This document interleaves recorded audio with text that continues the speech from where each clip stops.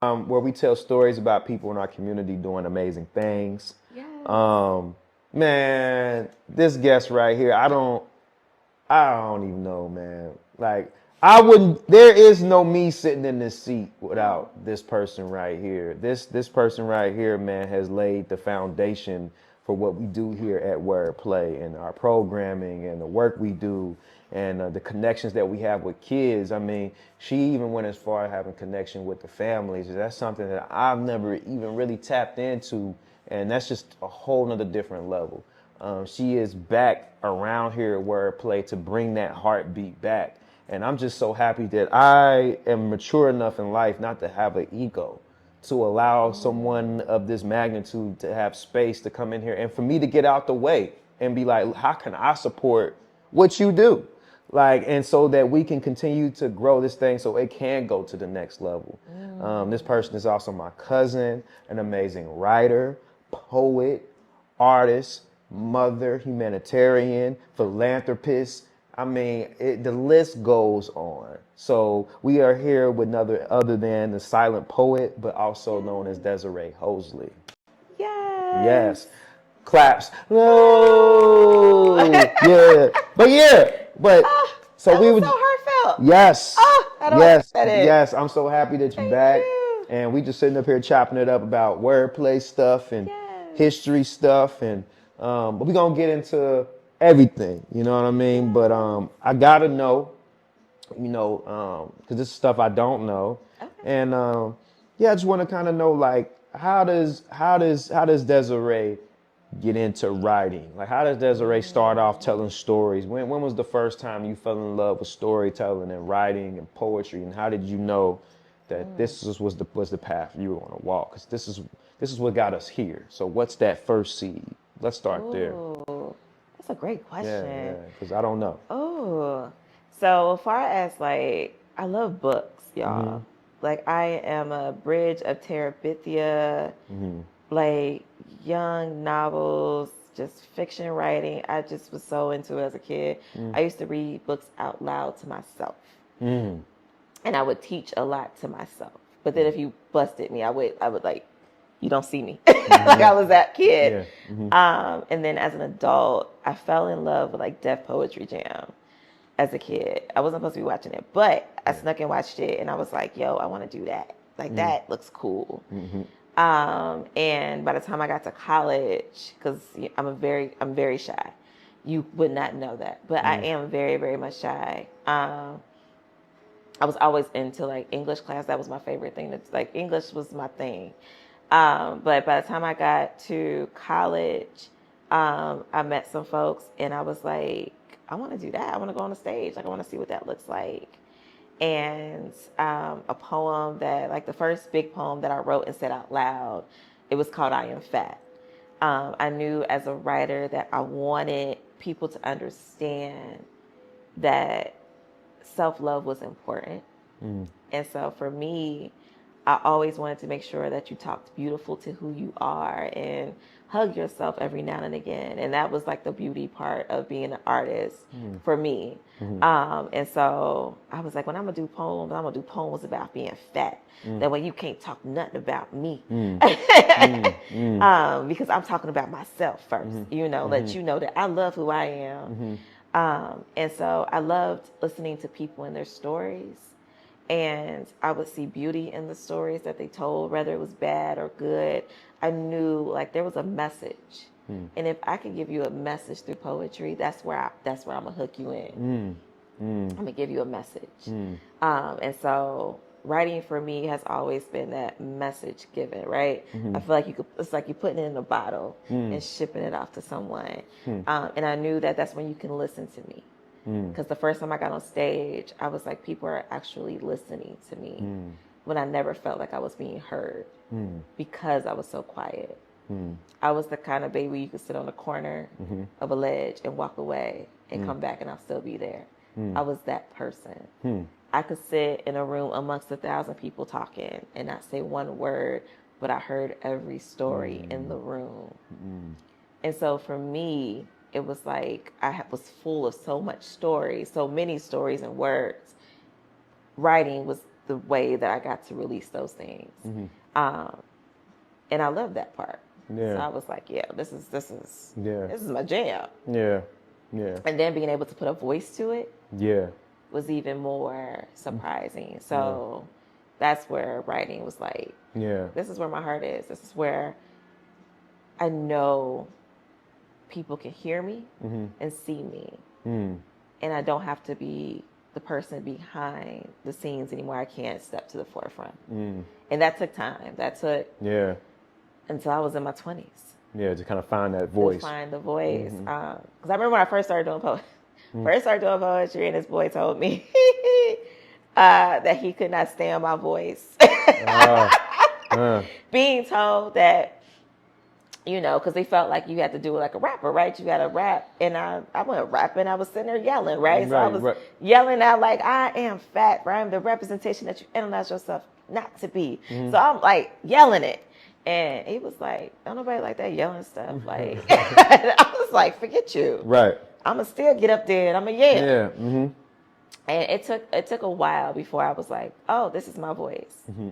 I don't have to always yell. I can just speak and you will hear me. You hear you, yeah. But for me being loud was me making sure that you heard me. Yeah, I feel that. And that I wasn't going to get lost amongst others. Yeah. So it took me a while before it was like, oh, okay.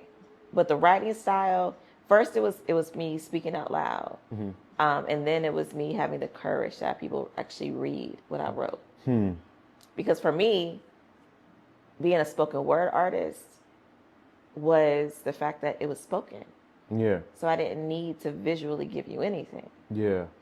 But I always wrote. Yeah. I was always a writer first. Before I ended up working with poets, Michael Henson, Pauletta Hansel, Dick Haig.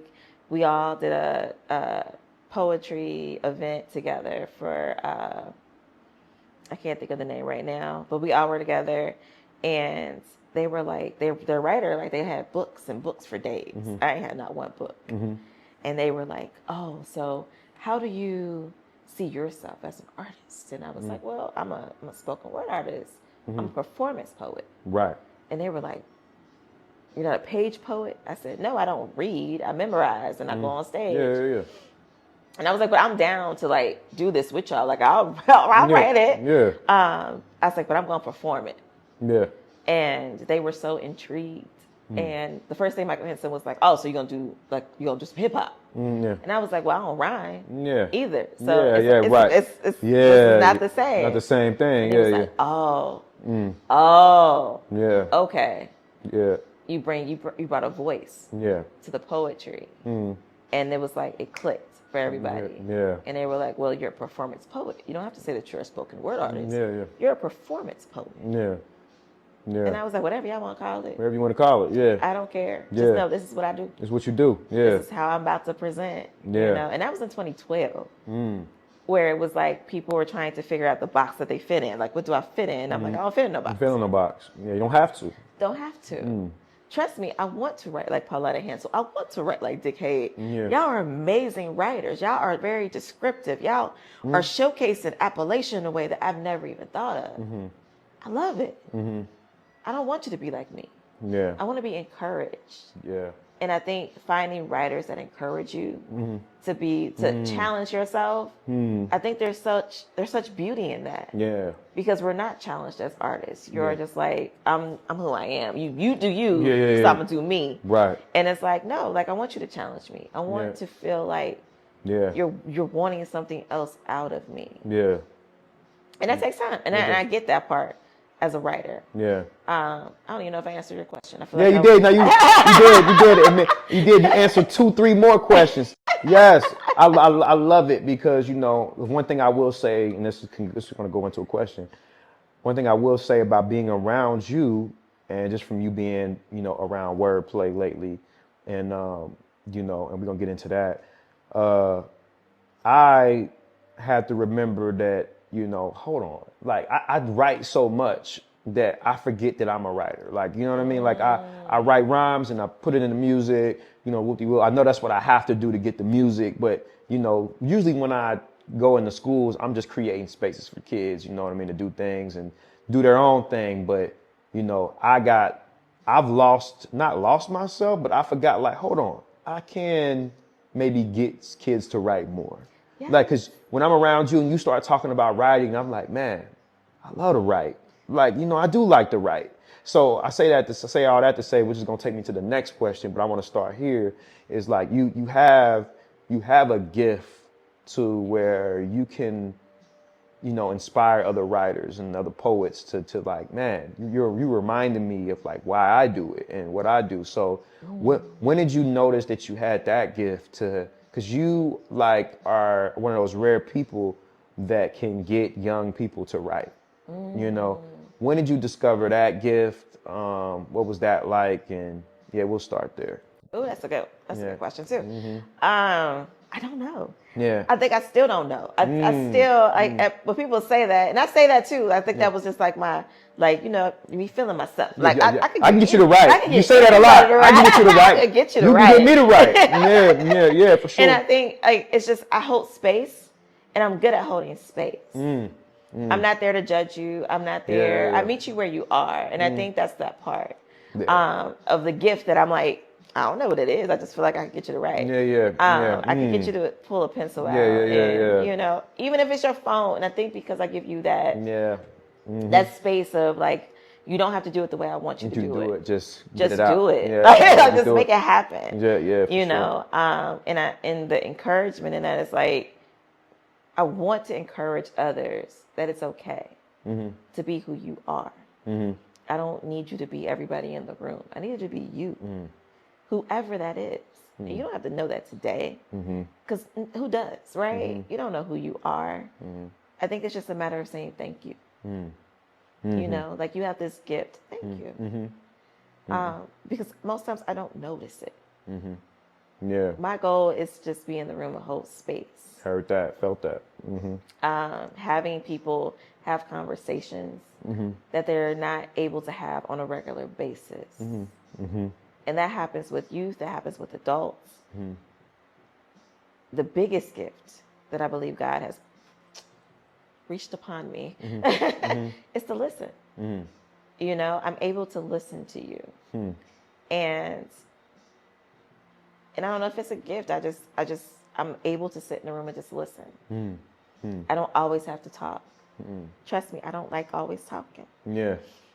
So I enjoy taking on and hearing what other people have to say. Doesn't mean that I internalize it. I'm just here to listen. And that's the biggest part of that. And I want you to believe in yourself.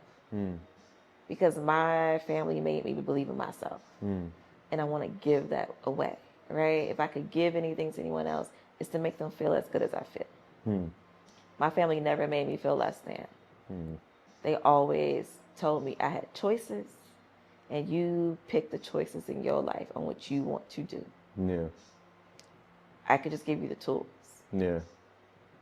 And they've never made me feel anything less than. And so that power alone has made me want to give that to other people. Yeah. Because everybody's not gifted that. Yeah. And I believe that's where I get the gift.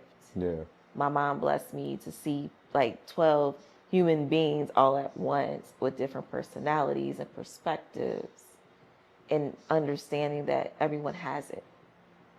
So that is where that gift is honored, and I'm able to like give to others as well. Yeah. I love that. You know, so with that, I'll say it's like a sense, you know what I mean? Like, you know, so with that sense, and we don't have to get into the details of what happened before it, wordplay and all that. Okay. But what I will say, I do want to know is, you know, what we know, and I'll let the people know, you know, that you've laid, you know, a big foundation of wordplay, from programming to your early scribe programs and your early writing workshops, and you know, and we just got done. I may share some of the footage of us talking about restructuring and stuff like that. But you know, now you're back in a space where you know you've already been doing it. You've done your own thing. I want to get into your social therapy and all that too.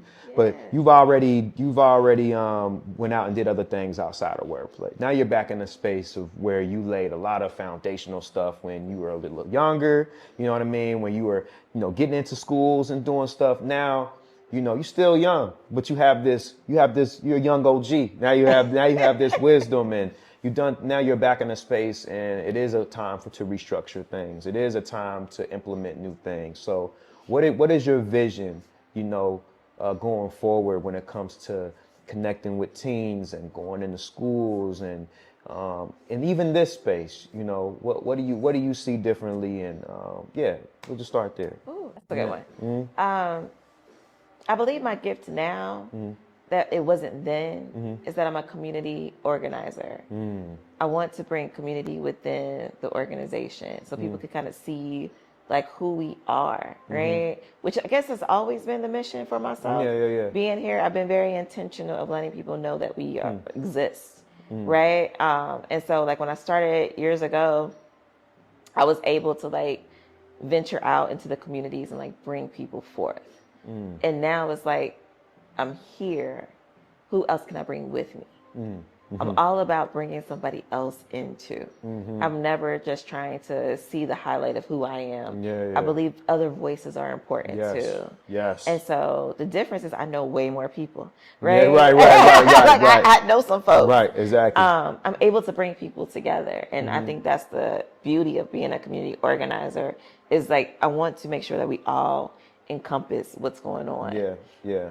It's not just one person Yeah. doing the job. We Yeah. do need the fellowship. We need everyone to come Yeah. together and build and grow together. Collaboration is beautiful. Yes. And I think the beauty of collaboration is that we all can win together. Yes. No one has to do it solely. And so that's one of the intentions that I have coming back is like, you know, I want people to see what else can be here and how we can grow together and the beauty of that. Yeah. Which is huge now, especially because there is so many programmings and so much programming that happens that you need to bring it back to the people. Yes. Right? Yeah. And so, especially with this big, beautiful building. Yeah, right. For sure. Heard that. Right? Okay. But, so my next question would be, what do you think, is, you know, we've went into schools and schools are always changing, CPS especially.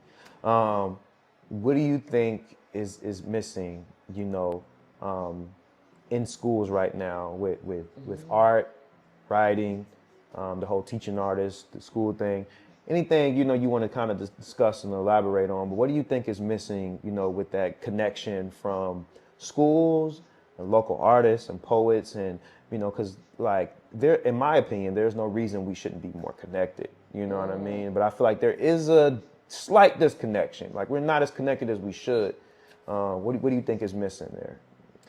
Ooh, that is Or a what great gap question. needs to be filled, and how, like in your perspective? The gap is money. I ain't gonna lie to you. Heard the that. gap is money. Like to be an artist, it costs. Yeah. And if funding keeps losing, if they can't get the levies to pass and they're trying so hard just to get money funneled back into the schools, it's hard to bring organizations that are like, we have funding, let's just go in. Go in and because there was at one point where the organizations had the money, they just didn't have places to go.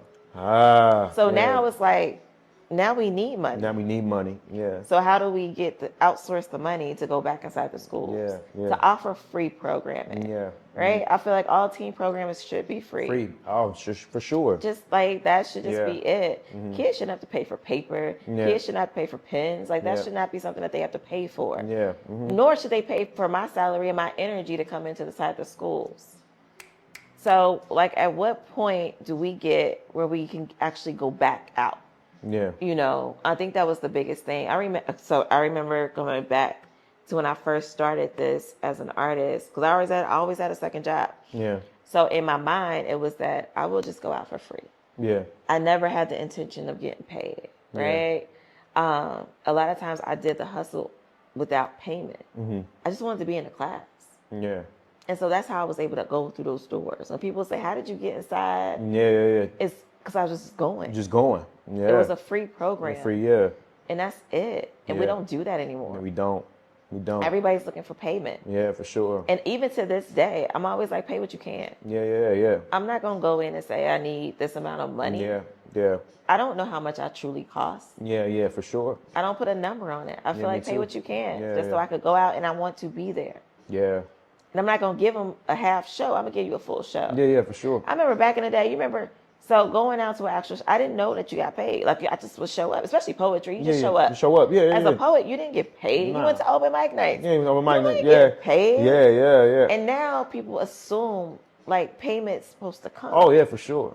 And it's like, but you going up there to do a 3-minute piece. Yeah, right? yeah, for sure. But you want me to do what? Oh, yeah, for sure. 100%. You want me to do what? Uh-huh, yeah.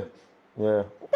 Yeah. No. Yeah. So, and to get a payment, it was a joy. Yeah, it was. It still is. It still is. Mm-hmm. But my biggest thing is, especially now, because I loved poetry in a sense of like fun, I always told myself the moment it's not fun anymore. I'm out. Yeah, for sure, man. You know, and when it becomes work, I'm done. Yeah. This was not supposed to be work for me. Yeah. I don't like to work. Yeah. So why would I make that my aspect, right? Yeah, why would I make that the thing that needs to happen? Yeah. So the moment it became work, I was out. Yeah. Oh, this is like real work. I'm not, Yeah. no, that's not what I'm here for. I'm here to have fun. Yeah. I'm here to go kick it. Yeah. I thought I was kicking it. Yeah. But now it done turned into something else. Right.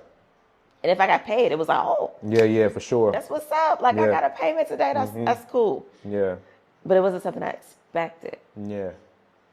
I went to work for work. Yeah. I heard that. And so even coming to do wordplay, it even then was not supposed to be work. It was supposed to be fun. It would be fun.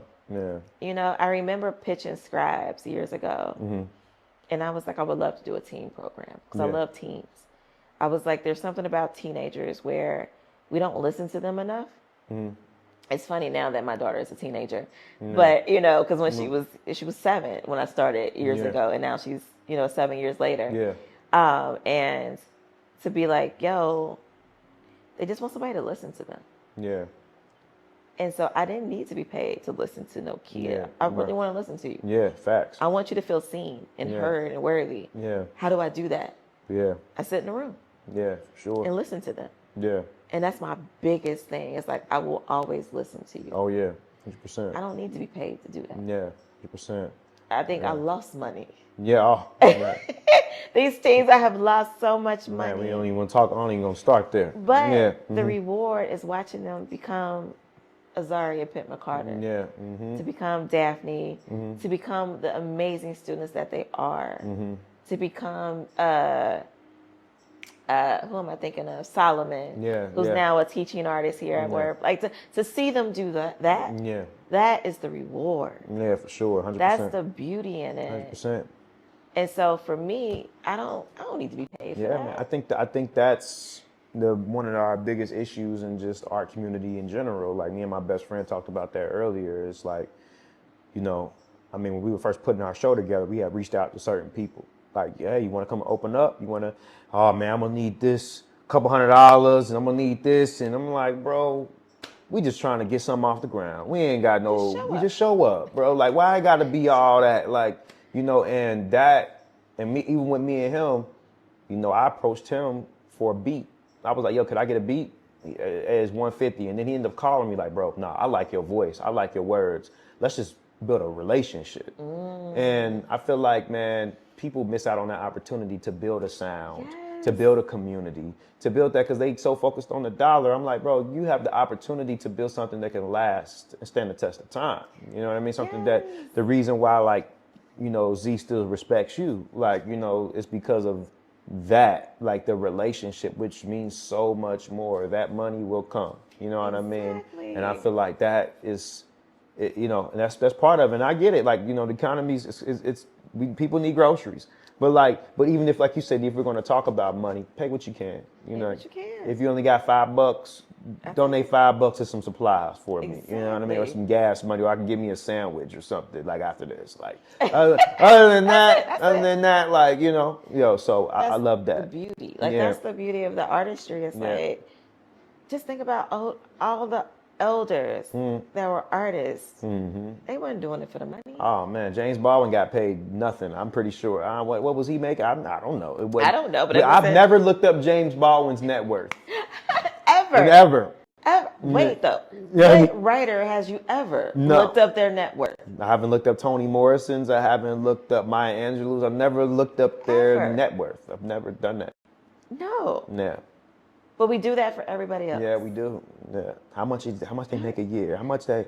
Yeah. You don't do that for Yeah, artists. yeah. You really don't. Yeah. And that's the beauty. Like that's the heart of it. Yeah, for sure. They literally done it. They carried wisdom with them. Yeah, for sure. All these years, and I thought that was like the beauty of it. It's like you're just carrying wisdom. Yeah, for sure. 100%. James Baldwin talks about the story of knowing Martin Luther King Jr. and all these other philanthropists and just awesome social justice, and they were just friends. Yeah. He speaks of them as friends. Yeah.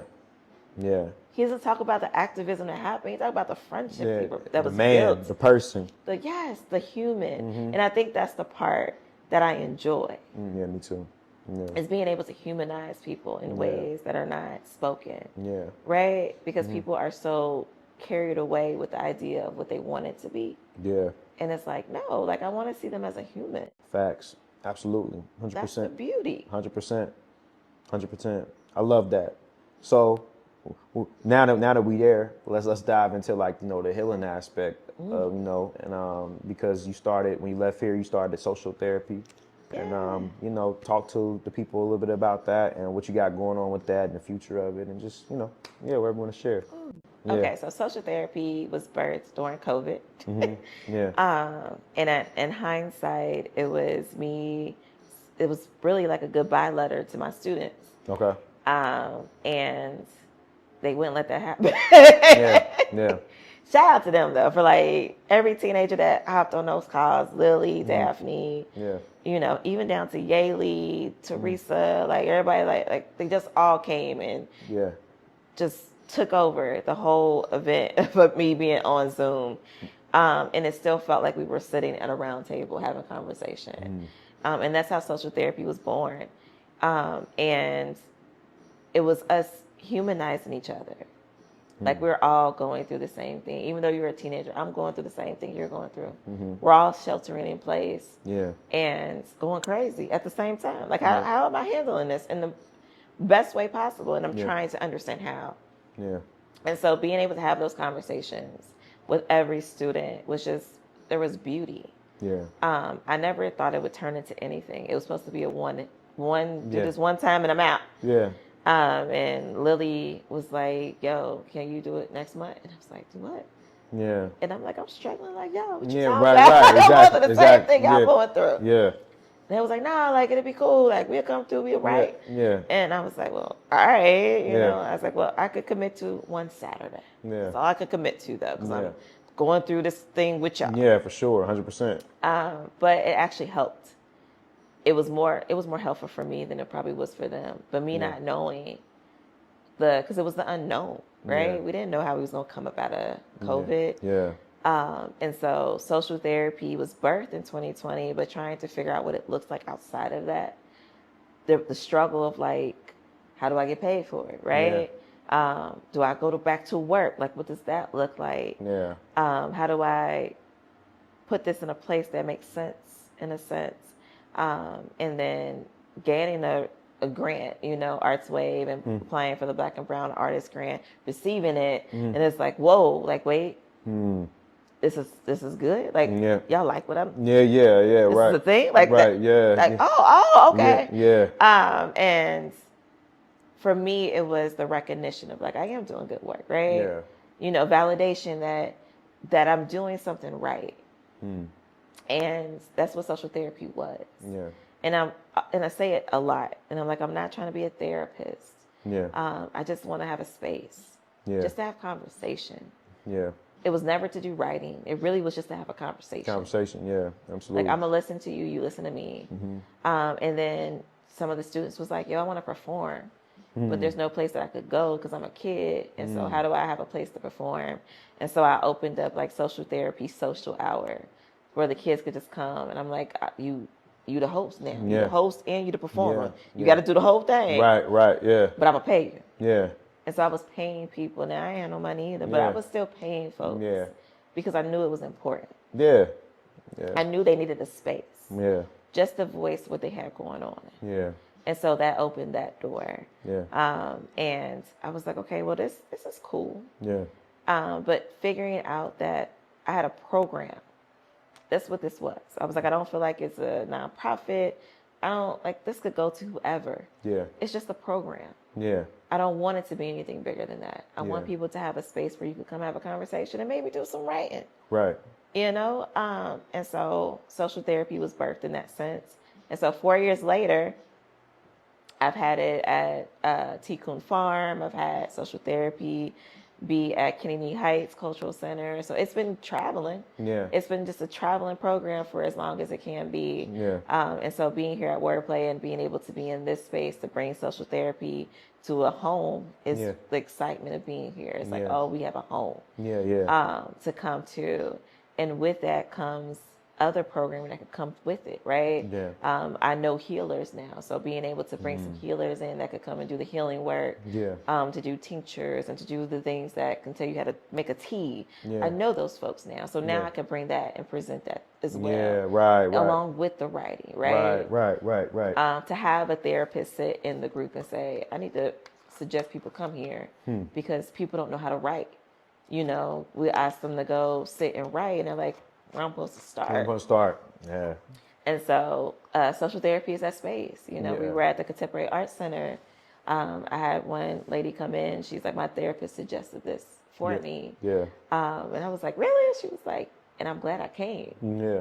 She was like, I've never had a starting point where to start. Yeah. And you gave me the starting point. So now I know how to get writing going. Yeah. And so that was birthed through social therapy, which is a blessing because like I said, it was supposed to be a one thing. One thing, yeah. Like I was supposed to hop on, hop out. Yeah, yeah. But people were like, no, let's keep this going.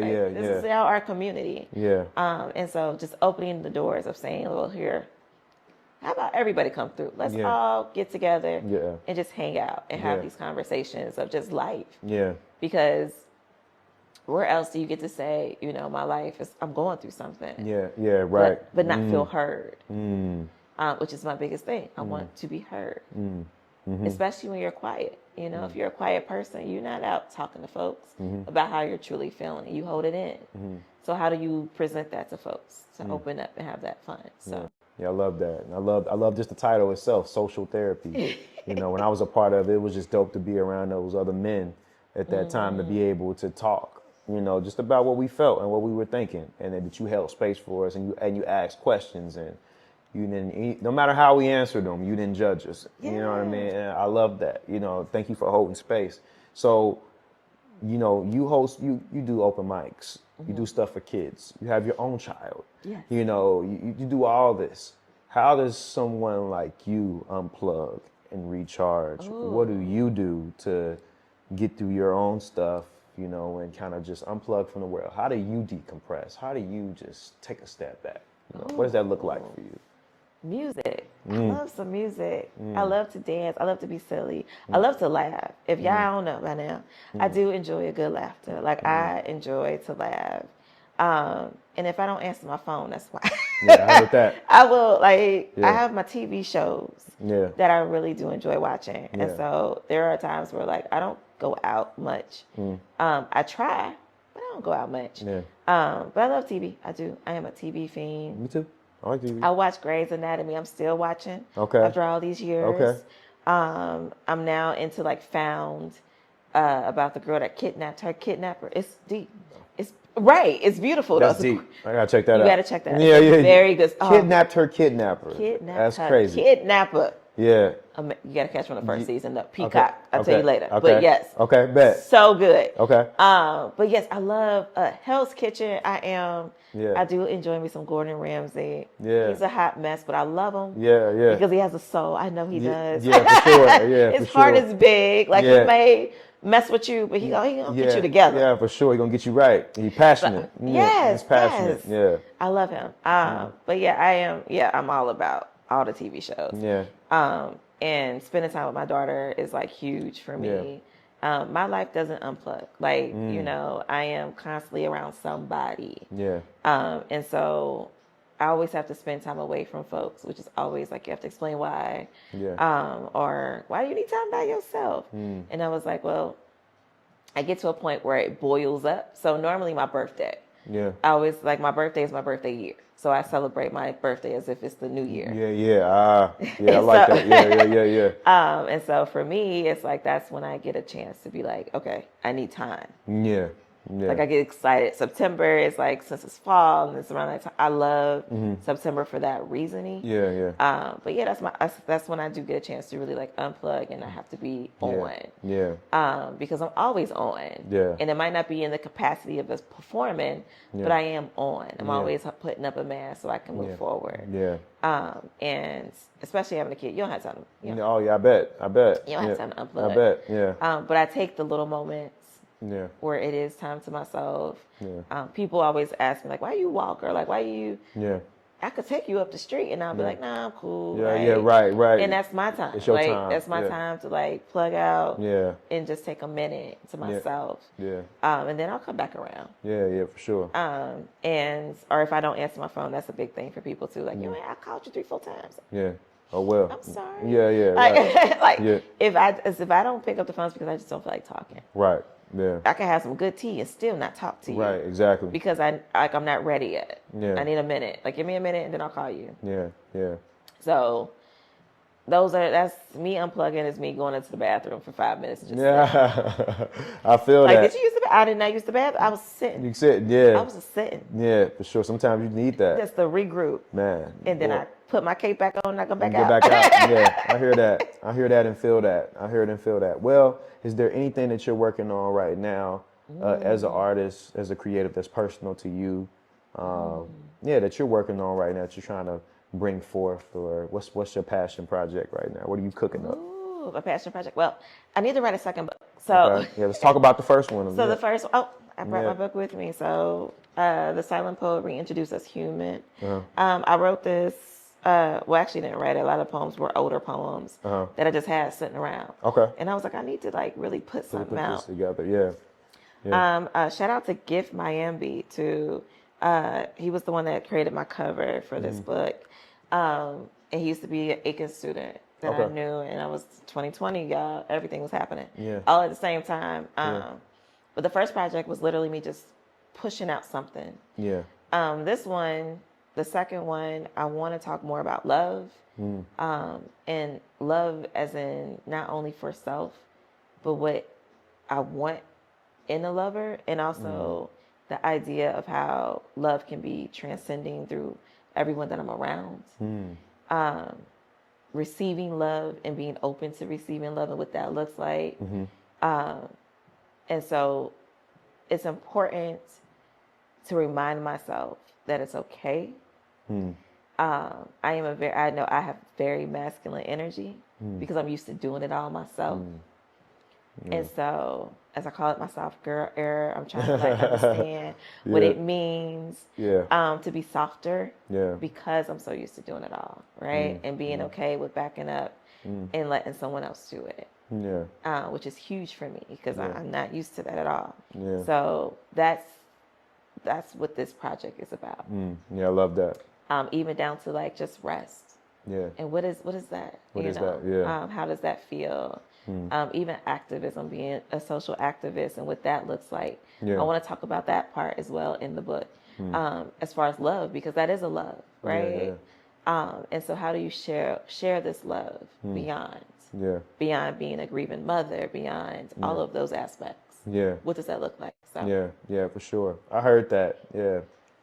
thank you for sharing that. And is there Yeah. anything else you want to share with the people in the village? Anything you want to share? Anything you want to let the people know? It could be anything. Just your last Ooh. words. My last words. Ooh, that's a good one. Yeah. Remind yourself that your redemption story lies within you. Ooh. Sit with that. Say that again. Your redemption story lies within you. I'm